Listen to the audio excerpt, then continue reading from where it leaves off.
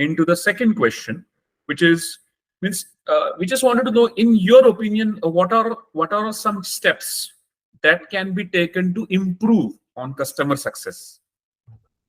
Sure. I think improving relationships with customers, I personally feel that requires a multi-faceted approach, which definitely, like they say in the leadership, right, prioritizes on various approaches. It could be communication, it could be empathy, it could be a personal touch. That's what I feel. Since you asked me a question on how can you enhance customer relationships, let's look at I would say, in my personal 2.5 years of 2.5 decades of experience, let me tell you what I have been actively engaged into. I would say the number one would be probably listening actively. Listening is a very, very important skill, and it's not just for leadership, but it's also for anybody who is into customer service. Why is that required? Is because you need to listen to the customers' concerns, their feedback.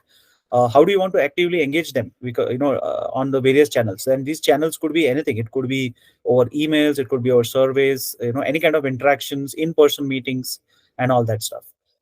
Second, I think I would say, Amit, is providing exceptional customer service. And how do you do that, right? I mean, you deliver prompt. You don't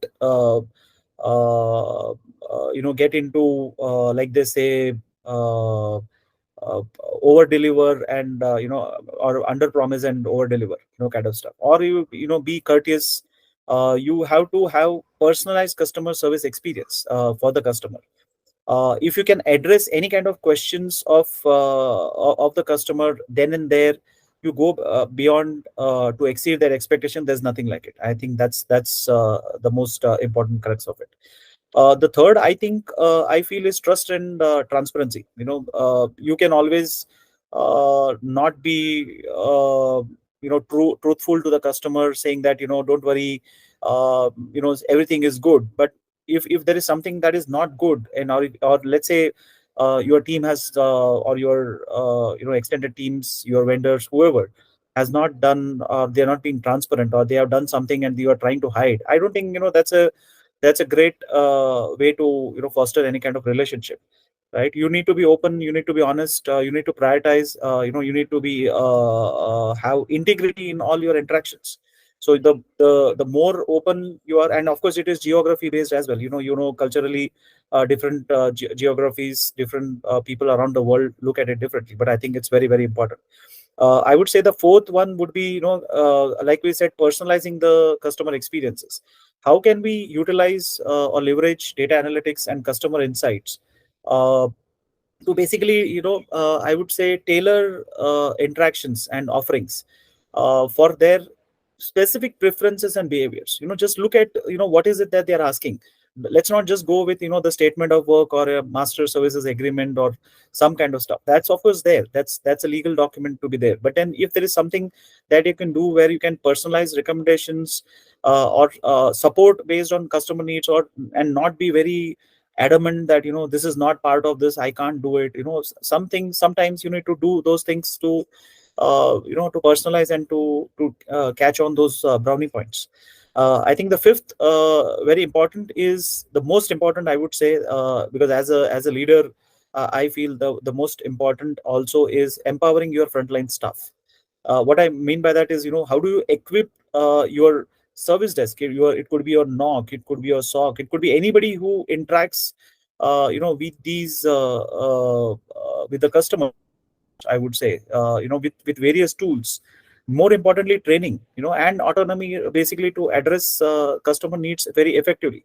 Do not create a culture where you threaten them that what, you're not supposed to speak like this. You're not this thing. You of course, you need to empower them. You need to build what I typically call as a customer centric culture. That's very, very important, and then you will see wonders happening in the best interest of your customers.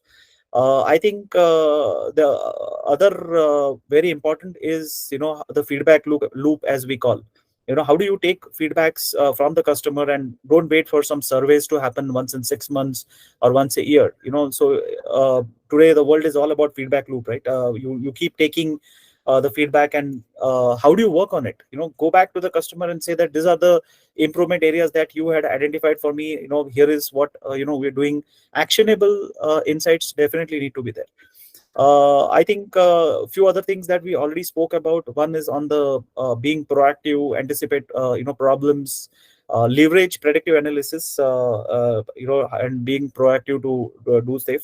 I think the last one, which I would say very, very important, which a lot of companies are doing today, which is on the community engagement, which is basically meaning that don't just talk about only technology with respect to your customer, but also host events, webinars, like Quint is today talking to me and asking me insights. Do that with your customers. Use social media to promote those. It could be a CXO on the customer side, it could be somebody senior from the customer, or it could be on your side, more of a fireside chat, like they say.